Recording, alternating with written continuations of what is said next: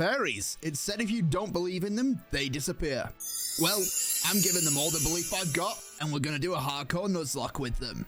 Because fire does resist the fairy type, I decided to pick up Trump Duck. That's going to give Nemona, Fuecoco, and that fire typing. And you know what? Watching Miraidon eat this sandwich, I finally have the idea of what it's based on. Isn't he beautiful? Say hello to Buckbeak.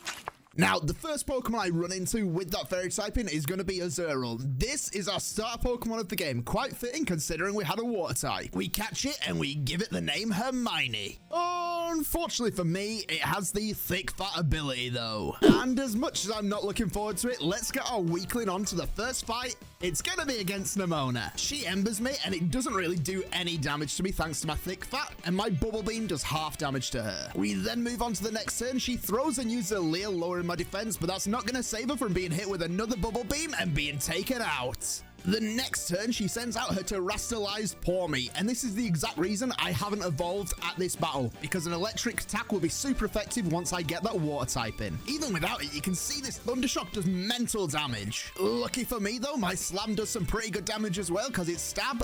But I do get paralyzed by the static. Pawmi's next attack then does some severe damage, knocks me into the red. However, I thought about this, I equipped an Oranberry, and that puts me into the yellow again. And it's a good thing I did, because my Slam misses. Wonderful. Luckily, I can just hold on 4 HP against the next Thundershock, and this time my Slam does connect, and that is going to seal the victory for me. Sorry about your terrestrialization, Nemona. It's not good enough. Oh, what's that, Nemona? You just subscribed to the channel? Thank you very much. If any of you want to do the same as Nemona, I definitely appreciate it. Getting right back into the action, we go to South Area 2 and we get a Tinkertink, who we do manage to catch, and we give her the name Ginny. And hey, it's been long enough, we can finally evolve our Hermione into a Marrow.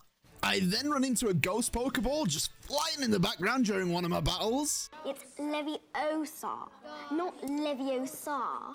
After this, I managed to run into a sparkling Jigglypuff. And it just so happens it was sparkling for a reason. It's got a water terror type. She's a feisty one though, she nearly knocks out our Ginny. Thankfully for me, Hermione can take the water, so we do eventually catch it and we give her the name Luna. In the exact same area, they do have a Moonstone, and that means we can evolve Luna straight away into a Wigglytuff. Because of this, and the fact we've got that water terror type, I decide, hey, why don't we just try Cloth a bit underleveled? It's not going to be that bad. Its Rock Smash barely touches me, and this means I can use my terrestrialized Water Pulse to knock this thing on less than half health. Oh, his stats are going up.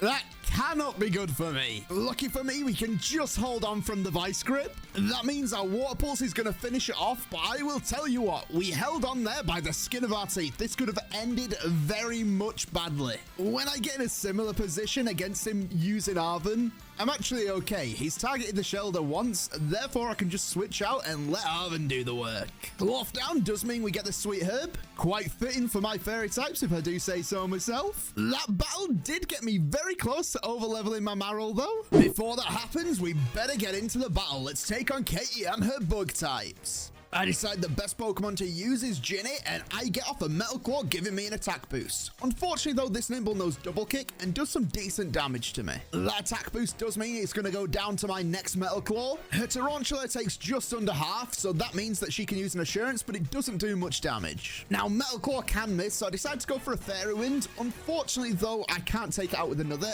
And on this Assurance, she manages to crit me, so does some okay damage. I then can take her out on the next turn with one last Metal Claw. I do about a third to her final Pokemon, Teddiursa, using a Metal Claw, and I do get another attack boost. That's kind of mental. But unfortunately, her Fury Swipe hits me 4 times.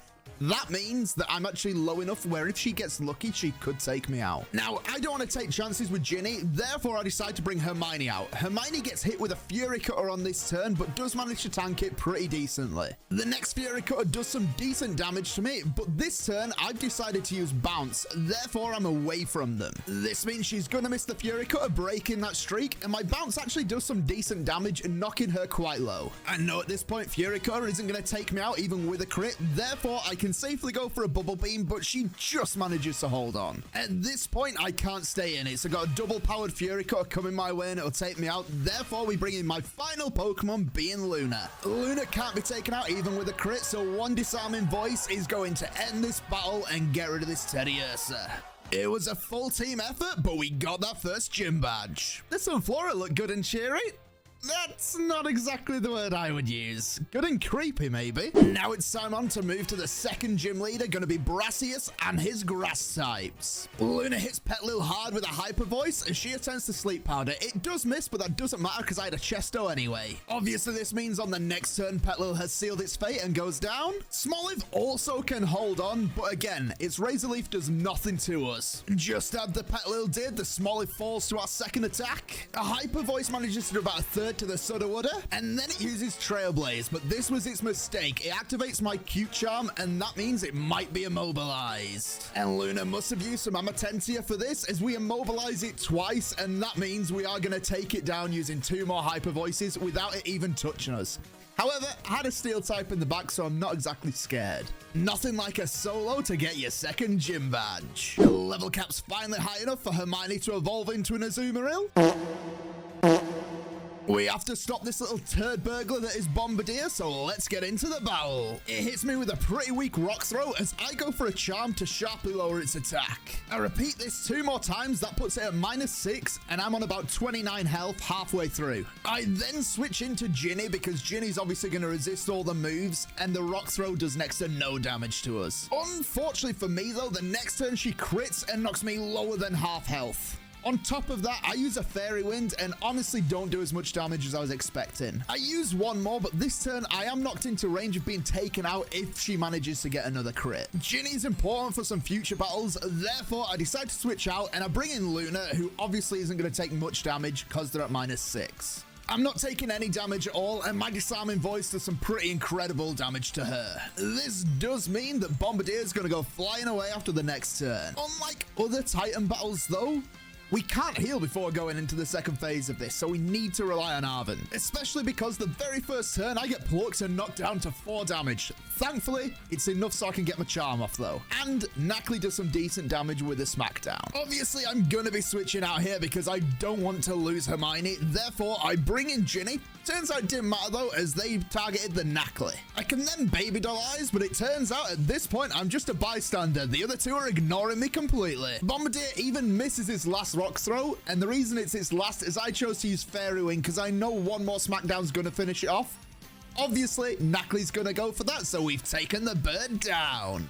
2 Titans and 2 gyms, but this is the first Team Star Trainer. Let's take him down. It's going to be Giacomo and his Dark types. He starts with a Melkor, which actually does some pretty insane damage to me. I retaliate with a Rock Smash, but only do half damage to them. Obviously, we can't stay in. Therefore, I decide it's time to bring Hermione out, and they tank a Melkor pretty decently. They then can knock me to just over half health, but I can finish them off with an Aqua Tail. We then trade shots for minimal damage, them using Swift, me using Aqua Tail. However, because this Starmobile does have so much health, I know I'm going to lose this if we just carry on. Therefore, I opt to switch into Luna. It then uses Metal Sound against me. This lowers my special attack, which isn't great because it knows special attacking moves. And my disarming voice isn't doing as much damage as I would like. I don't want it to hit me with an attack while my defenses are lowered, therefore I opt to switch into Ginny since Ginny resists every single one of the moves this Starmobile has. A Wicked Talk, thanks to the stab from it, does actually do quite a bit of damage to me though, and my Draining Kiss does nowhere near what I would like. This means that I'm gonna have to switch out and bring Luna into play yet again. I get hit for the Wicked Talk, but again, doesn't do an awful amount of damage to me. It does put me to sleep though, and this is quite bad for me. Thankfully on the next turn, it doesn't end up attacking me, therefore I can waste that guaranteed sleep turn. It for some reason uses another Metal Sound. This time it misses, so it doesn't affect me, but I do stay asleep still. Since I've lowered defenses, I don't believe I can win this unless I switch out to get my stats returned, so I bring in Hermione. I then got knocked into the red by a Swift, and I can get off an Aqua Tail, knocking them to about half health. Obviously on the next turn, I would be taken out. Therefore, I'm going to bring back in Luna in the hopes that we can wake up.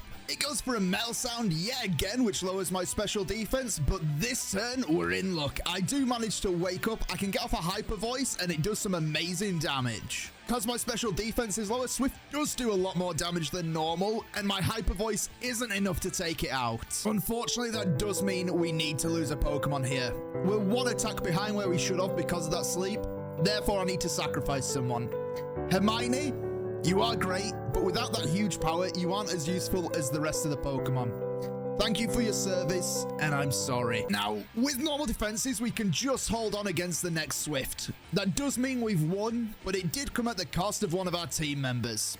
That's never good in a Nuzlocke. So let's move forward to West Province Area 1 and get ourselves a Floette. We catch her and we end up giving her the name Lily. I then go to near Alpha Noda and I climb up the mountain in order to get ourselves a shiny stone. This gives us the ability to evolve Lily straight away into a Florges. I then go to West Province Area 2 and I manage to get myself a Curlier. I catch him and give him the name Harry. Also turns out I had teleport, so I very well could have lost this encounter. Not that it matters too much though, as you can get Ralts and Curlier in a few different places. Ginny is now ready to evolve and it's gonna become a Tinkertuff. Without any further ado, let's get right on back into the gym challenge. The third gym leader is gonna be Iono. The first turn, I decide to set up a safeguard. This is because the majority of her Pokemon knows Spark and that can paralyze me. I can then use a Moonblast and that's gonna one-shot the Wattrel. Bellibolt is quite bulky and it can actually survive. We activate its ability and that means its Spark is actually gonna do some pretty significant damage to us. Unfortunately for it is going to go down on the very next turn. We then have her Luxio to deal with. Now, I know this thing cannot take me out, so it's safe to use a Synthesis. However, at the end of this turn, my safeguard is finally gone. I don't want a chance of paralysis, therefore I set up another one as it nearly takes me out with a Spark. Because of the low damage it does, I can actually out-synthesis all the Sparks this Luxio has. Once I'm in the green on health, I decide to use a Moonblast, and that's going to one-shot the Luxio. Hermes Magius then uses a Confuse Ray against me.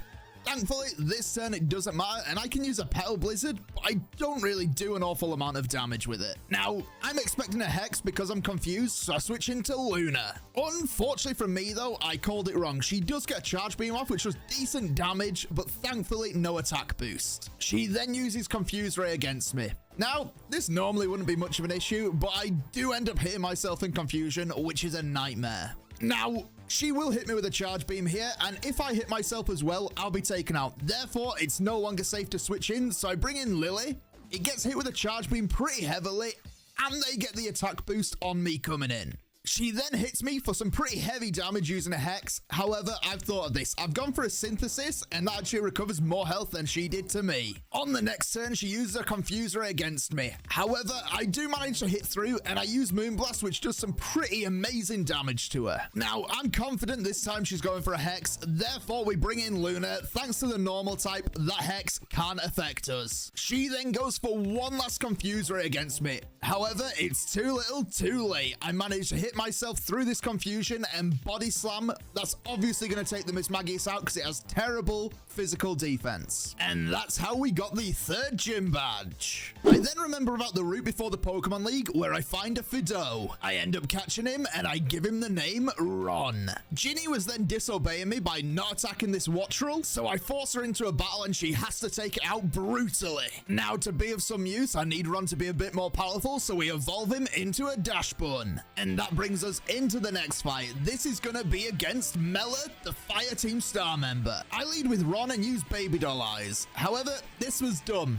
The Torkoal knows Clear Smog, and guess what? That's going to remove any stat changes I do. Now I know that it's going to be going to use Clear Smog, I can safely bring in Ginny. Ginny obviously resists it thanks to the Steel typing. Now, I can bring Ron in yet again because I know they're going to be going for a fire move, and guess what? I've got well-baked body, so I'm immune to fire. I do this until the Torkoal runs out of Clear Smogs, and that puts me in the safe for Ron to come in, and Ron can just start setting up workups while they raise his defenses because they keep hitting us with the Flame Wheels. Once I max out an attack, I end up using a Bite against Torkoal. Now, I'm dumb. I did have Dig ready, but forgot to teach it before the battle. Now, Swift doesn't do too much damage to me, and I do hit my Play Rough, which knocks it for some pretty decent health. The turns then up repeating themselves, but I do knock it into the red this time. At this health, Ron can get crit and taken out. Therefore, I decide just to be a little bit safer, and I bring in Luna, because obviously Luna's going to tank it brilliantly. She cannot be taken out, therefore I can use Water Pulse, but it survives on literally a Slither. Even with that Slither though, she's given up at this point. Next turn, all she does is Screech. Obviously, that's not going to touch me. Water Pulse is 100% accurate, so I'm going to hit it, and that means the Starmobile is gone. Nice try, Mela, but your fiery passion was thwarted by my little dog. That leads us on to the third Titan battle, and that's going to be the little squiggly boy that is Earthworm. Now, I terrestrialize into a water type straight away. This is because I was expecting it to use a steel type move. However, it uses a wrap, and on top of that, the wrap actually misses me. I then use Flamethrower, which does some pretty amazing damage to them. It then uses Iron Tail this turn, and as you can see, I could have survived 2 anyway. And obviously, my next Flamethrower is going to knock it into the point where it runs away. Now, we're going to skip past the Arven bit of this because, quite frankly, it's the exact same strategy and pointless to watch again.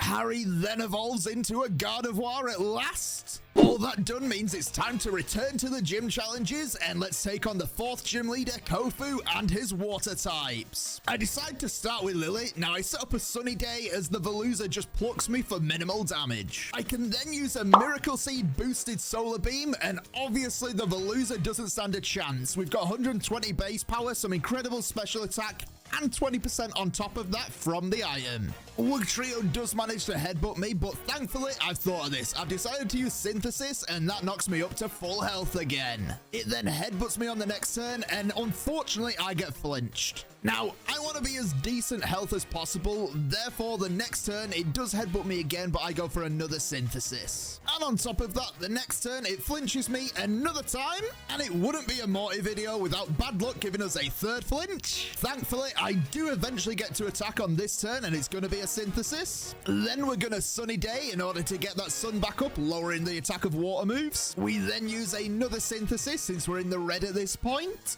We use our last one in order to have as much health as possible before going into the Crabrawler. And now, at long last, we managed to get off the Solar Beam that we were supposed to do about 7 turns ago. Obviously, the Wugtrio's gonna go down to it, though. Crabrawler has a decent amount of health, so it does actually manage to just about hold on when I use my Solar Beam.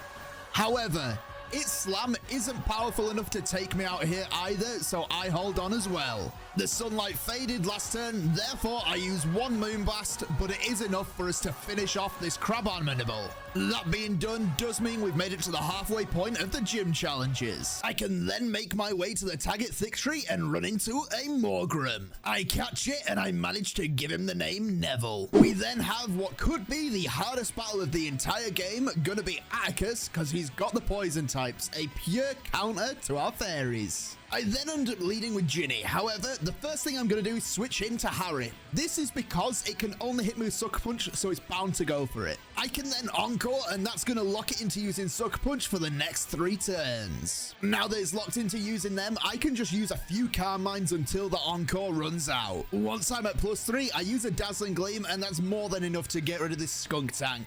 Stored Power is gonna one-shot thanks to all the boosts we got, so Muck is straight on out of there. Before the battle, I ended up giving Harry a Hasty Mint to up his speed, as well as giving him some speed EVs to ensure we outspeed this Revroom and can one-shot it. One thing I don't outspeed though is the Starmobile. I actually don't know the speed stat of this, but I know it's higher than the Revroom, so I decide to switch into Ginny, who isn't affected by a Noxious Torque. After this, I use Baby Doll Eyes because its priority is guaranteed to go first, and it makes the Flame Charge do no damage. You pair this with some leftovers, and you can actually get in a really good spot. I use it again on the next turn, but unfortunately for me, luck isn't quite on our side. It Flame Charges me this turn, but it does crit. That means the attack drops with for nothing. Now, I can't safely stay in here, therefore I need to switch out. I pick Ron because I know he's going for a Flame Charge, and guess what? That gives me a defense boost. From here, I can take advantage of switching into Ginny. Now, every time I switch into Ginny, I'm going to get some leftovers boost, and as long as it goes for a poison move, I can't be hit. Now, I end up repeating this until I've got enough health where I can use a Baby Doll Eyes and not be taken out. Obviously, this is the safest way in order to get these attack downs without risking any of my Pokemon being taken out. This, combined with him using a few spin outs, means that his stats end up looking like this. This makes it safe for me to bring Luna in. I'm going to terrestrialize, and on top of that, I'm going to use a Rain Dance. And guess what? From there, all I need to do is use 3 Water Pulses. It should have been 2 looking at them ranges, but I must have got a high roll and a low roll because he survives on a Slither. But we have made it past him, and more importantly, we made it past him without any losses. I then head to Glacido Mountain where I can run into a Mimikyu. I catch her and I end up giving her the name Molly. Right next door to the next gym, we're on the town and we can run into an Eevee. We then catch him and we give him the fitting name of Malfoy. Now, he may be new, but we need him to love us. Therefore, I get to work and I start giving him a good wash and rinsing him off. We do this for a decent while until the point he is ready to evolve, and that will give us a Sylveon. All that done means we're ready to get right back into the action. We're gonna take on Larry. Since I led with Ginny, I was kind of expecting him to go for a yawn, but I need to switch into Molly anyway because I need that yawn on us. Now, this guarantees he's going to be using Sucker Punch, and that gives us a free switch into Harry. Harry can then use an Encore, and that locks Kamala into using Sucker Punches. While he's doing that, I set up as many Carmines as I can. Now, his Encore ends, but I use it again in order to get him to use the last PP of his Sucker Punch, because that could be deadly for us. I can then Misty Terrain as he yawns. This is because with Misty Terrain, you can't actually fall asleep from yawn. I then manage to Encore him, so the only move he can use now is yawn, which obviously isn't going to put me to sleep. This time, when Encore ends, I've Carmined enough, so I use the stored power. This one-shots the Kamala, and then the following Dunsparce that's coming out is going to go down as well.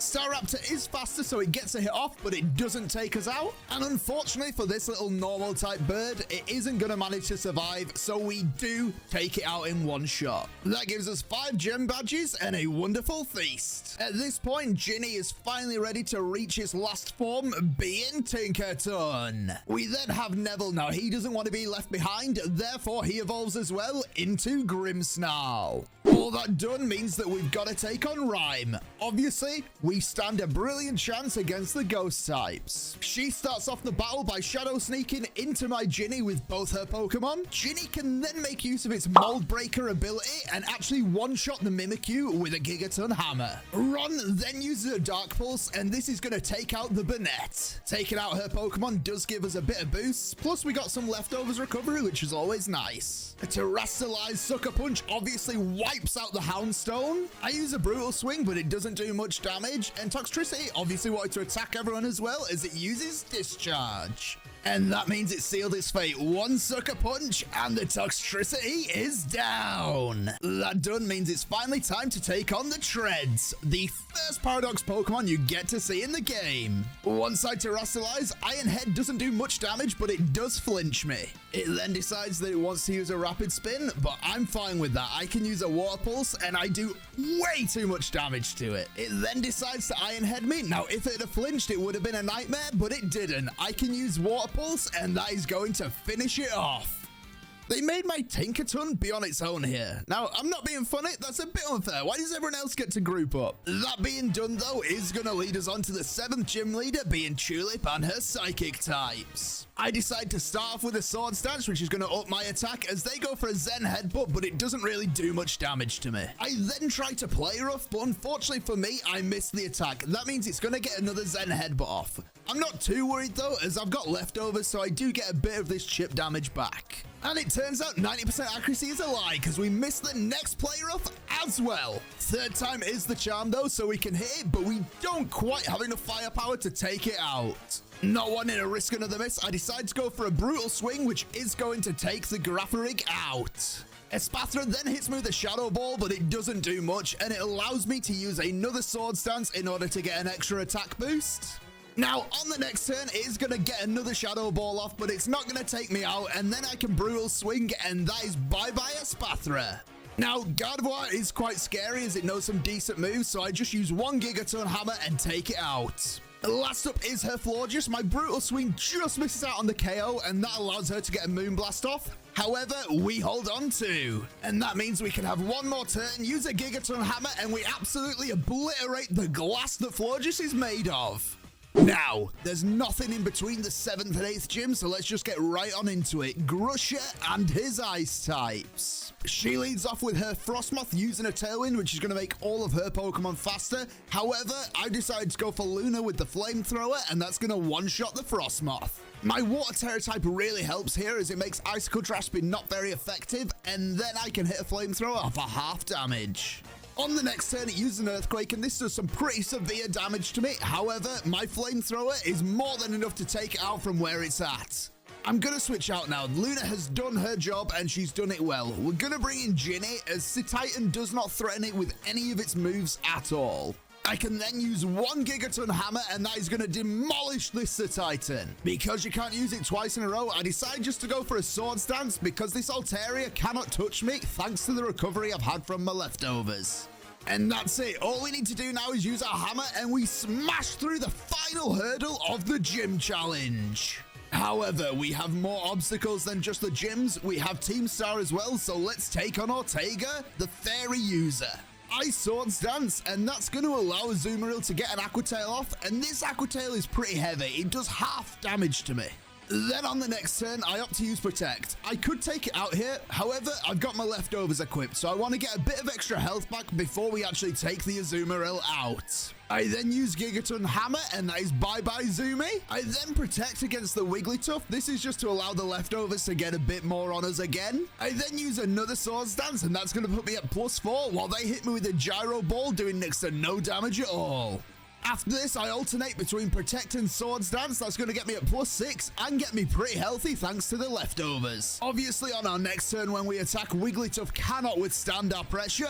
I then Protect against the Dash Bun. It is, however, faster than me, so next turn it gets to miss a Play Rough against me. Not that it had done much because I resist it twice, but I do take it out with my Gigaton Hammer after this. First turn of the Reveroom being in, I'm going to protect myself. And after this, he used a Steel Roller. Even with a crit, this thing wouldn't have taken me out. And unfortunately for it, at +6, I can use my massive hammer. It's got a gigaton to it, and I one-shot it, sending it to the scrap heap.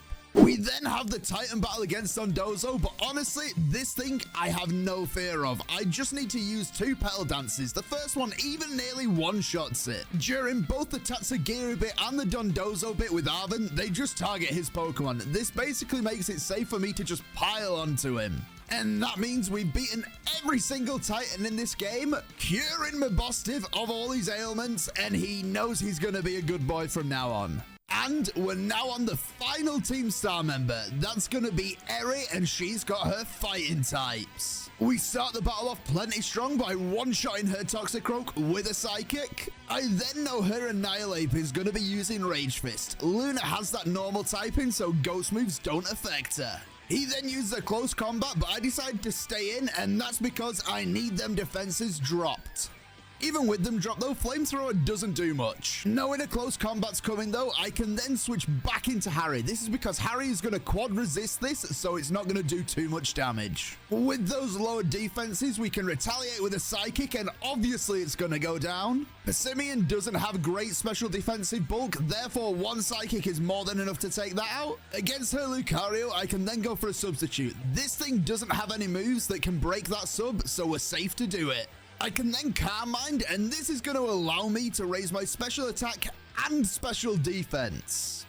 This next Dark Pulse, however, will do enough damage where it's going to break my sub. After this, I use a combination of Substitute, Life Dew to get all my health back, and Calm Mind to raise my stats in order to stay alive while being as powerful as I can. Once I'm at +6, I make sure I've got a sub up and I'm on full health, and then I use a Psychic to finish the Lucario off. The important thing is having that sub up, because it's going to use Spin Out, and that would one-shot me, but because the sub's there, it takes the damage from it, allowing me to survive, and then I can retaliate with a Psychic, and Psychic is strong enough to one-shot this Starmobile. And that does mean we've beaten everyone from Team Star. And that means without any further ado, it is time for us to make our way onto the Elite Four. The first member of which is going to be Rika. Rika has the Ground-type Pokemon. I start off this battle by gathering energy with Solar Beam as I get hit with a Muddy Water. Unfortunately though, my evasiveness does get lowered. On the very next turn, my Solar Beam's going to unleash, and it is going to one-shot a Wishcash, like it's 4 times effective against it. Next up is his Cane Rubs. Now I bring back Lily and I send out Luna, who gets hit with a Yawn. Luna then uses Water Pulse and takes the Volcano Cow out. And although I do go to sleep, I prepared for it. I've got a Chesto Berry equipped. Against the Donphan, I Terrasilize to gain that water typing and Charm to lower its attack. That means its Iron Head does next to no damage at all. I do this till I've got it to -6, then I use a Flamethrower. That's just so I can break it sturdy. After this, Luna's done her job. We can bring her back in and we can bring out Neville. I then can start using bulk ups. This is going to raise my attack and defense, which is going to make Donphan's damage even lower than it already is. I then switched to use Drain Punch after I'd got to +3 on both my attack and defense. However, it's not enough to take the Donphan out, but I do regain some health in the process. After that, I decide just to be a bit careful. I do one more bulk up to ensure that I'm going to take everything out from here on. From there, it is game over though. I can use 4 more Drain Punches because the Clodsire just manages to hold on. But that is Rika finished from this point. And that means we are now fresh on to take the Steel Trainer, being Poppy. It seems both of us wanted to set up. I use a bulk up and the Copperaja uses Stealth Rock. I then decide to Terrastallize to lose that pesky fairy typing and bulk up again as they heavy slam into me. Even without that fairy typing though, this does major damage. I then use a Drain Punch and that's going to one-shot the Copperaja and give me all that juicy health back. Corviknight then uses Iron Defense, and I'm glad I didn't go for Sucker Punch. Instead, I went for Drain Punch, but as you can see, it only does about 1/5 damage. It then body presses me and does some major damage, but I use Drain Punch and get myself into the green again. However, not exactly in a safe position. My Terrastallize boosted Sucker Punch manages to do some pretty insane damage and knock it into the red as I survive a body press on just 10 HP. Then all I need to do is one more Sucker Punch and Corviknight is gone. Bronzong is then one-shot by 1 Sucker Punch. Next up is his Magnezone though. Now I use a Drain Punch and that is going to give me just enough health back in order to survive the incoming discharge. However, the discharge does paralyze me and that is awful. Well, it would have been without this Cherry Berry to cure it. Magnezone was literally on its last health point, therefore it's going to go down to 1 more attack from us. Now, my calcs tell me that I'm not going to one-shot this thing, and if I don't one-shot it, I probably go down. Therefore, I decide to switch out and I bring in Ginny. Ginny manages to tank the player off really well thanks to its steel typing.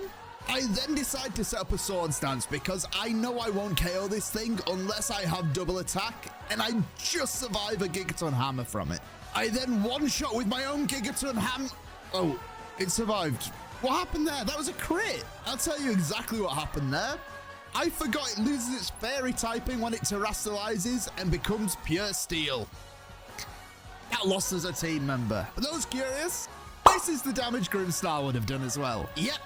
That was the definition of a needless death due to my stupidity. Unfortunately, we have no time to mourn though. Larry wants to battle us and he wants to battle us now. For this battle, I end up equipping a Choice Scarf. Now, the reason for this is I can use Charge Beam. That has 70% chance to raise my special attack.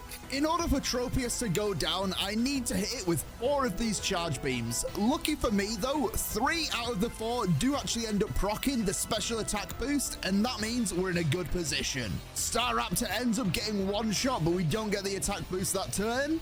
Altaria then manages to survive, and it survives on some pretty decent health. Luckily, we get the special attack boost, but then it retaliates with a Moonblast, and guess what?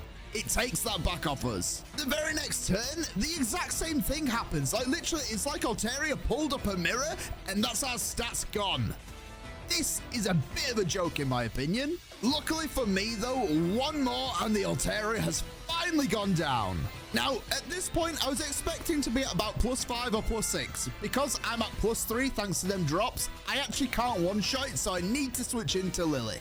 It then manages to get a critical hit with its next move, which is Revelation Dance, but my Moonblast is going to knock it into the yellow. Thankfully, at this point, it's unable to take me out, and what I can do is I can use a Synthesis, and that's going to put me in some pretty good standing for the next Pokemon. However, it's not good standing enough. Therefore, I decide on the next turn, I'm going to use a Sunny Day. This allows my Synthesis to do more than it normally does. As you can see right here, it gets me to full health now when I use it.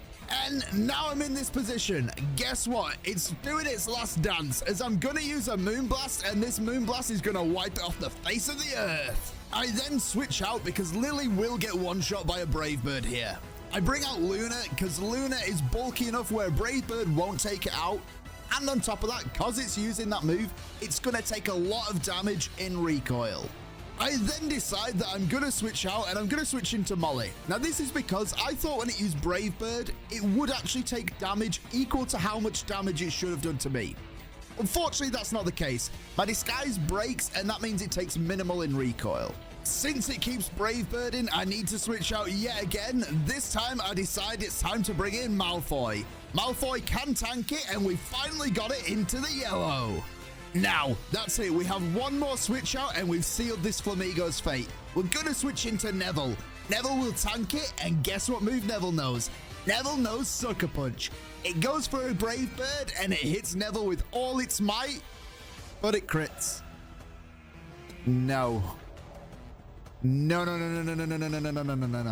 All I had to do was dodge one more crit. That was it. One more crit dodged, and we would still have what is our strongest Pokemon on this team currently. But no, we can't have any nice things. Luckily, we've got a Pokemon faster thanks to the Choice Scarf, but still, I have been absolutely shafted here. Well, now battle-wise, there is one Elite Four member left, and that's going to be Hassel. Carmine, it's perfect because all of Noivern's attack is special, and then guess what I can do? I can heal myself with Life Dew. This makes Noivern no trouble whatsoever. Well, actually, not just the Noivern. It literally makes Hassel have nothing he can do against us. I'm faster than all his Pokemon, and every single one is going to go down to one Psychic. And with that done, we can now take on the champion that is Geeta. I equipped a Covert Cloak, and that means Lumina Crash isn't going to lower my special defense, plus it only does 10% damage thanks to my disguise. I can then hit her pretty hard with a Shadow Claw, knocking her into the red. After this, I can then use a Shadow Sneak, and that is going to take the Espathra out. Against King Gambit, I can just use a Charm. This is because once I've used this, an Iron Head just won't take me out. I can then switch into Luna. Now, Luna's a pretty tanky Pokemon, and on top of that, I've given it the leftovers, so at the end of every turn, we're getting some health back. I then Terrasilize to get my Water type and Charm it. This means the Iron Head is going to be doing next to no damage to me. And for an extra bit of salt in the wound, it does activate my Cute Charm ability. Once he's on -6 with Charm, I then decide to start using some Defense Curls. Once they're all maxed out, I can Ban Pass. Now, the Pokemon I'm going to bring in is Harry. I think we all know why I'm going to bring Harry in. Substitute. Then we go ahead and do some Carmines. And guess what that means? We can Drain and Kiss the King Gambit out of here and get a load of health back. After that, quite simply, we just win. We sweep literally all of our team from here because we're faster than them all, and they're pretty terrible special defensively. Unfortunately, we have a Clavel fight and a Penny fight. Both of them are easily swept with one Pokemon. Arven then tries to give me an asthma attack by taking me into a dusty lab. Unfortunately, though, it is a clear sweep for both of these. Mimikyu had Bulk Up, Gardevoir has Carmine, so Nemona and Arven are no trouble whatsoever. And that means it's it. We are finally in the endgame now. Let us get into this final battle, though. Me versus Turo. We start off really bad on the first turn as he Sludge Waves us and gets a crit. I gave myself a Wiki Berry to heal, but I didn't expect to need it so soon. I then set up a Light Screen as this thing only knows special attacks. The next turn, I let his Discharge, but I was expecting to go down here. Now, on the very next turn, I do finally let my Luna rest in peace. You've done as well. You are a second Pokemon, and you were amazing. Now, the whole reason we needed that Light Screen off is because Iron Moth is actually faster than Harry. Now, Harry isn't going to be able to take it out without that Light Screen, as we would have been one shot.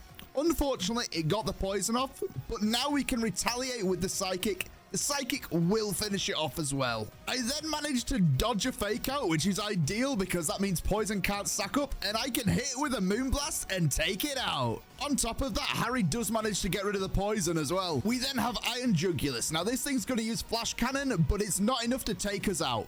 What we do from here is use a Moonblast, and we are powerful enough to one-shot this thing. A Moonblast is going to do half damage to the Iron Thorns, but at this point, we've got to say goodbye. It uses a Stone Edge against us, and that means Harry has fought his last battle. I then bring Lily in, but she can't quite seal the deal against it and gets hit pretty heavily with a Stone Edge. However, it won't have another turn to get a move off, so we do finish it this one. Even with Choice Scarf, I don't outspeed Iron Bundle. It crits me for some pretty minimal damage though, and I can Moonblast it into the red. Next turn, however, it is going to finally finish Lily off. Malfoy does get hit with a freeze dry, but it does pretty pathetic damage, to be honest, so I can return fire with a draining kiss. This is going to give me as much health as I can going into the Iron Valiant, and it's going to take out the Iron Bundle. I baby Delize in order to lower its attack. However, it turns out this turn it didn't matter as I avoid its poison jab. I do another baby Delize. However, this time I can't avoid the poison jab, and it does over half health to me. I then somehow avoid yet another poison jab. That allows me to get a free hit off. That hit's going to be Draining Kiss, and look how much damage that does to him. And yeah, that does mean we're going to win this. Now, we did have 2 more Pokemon in the back, one of which was Mimikyu, who has the disguise. Therefore, we definitely would have won this battle. But getting a better look at the end definitely doesn't hurt. Now, on top of that, there is one more fairy Pokemon I need to catch. That's obviously going to be my own Iron Valiant. And what more fitting way is there than to use a Master Ball to catch this beauty? It is one of the best looking Pokemon in the game and crazy strong. And that will end off our challenge.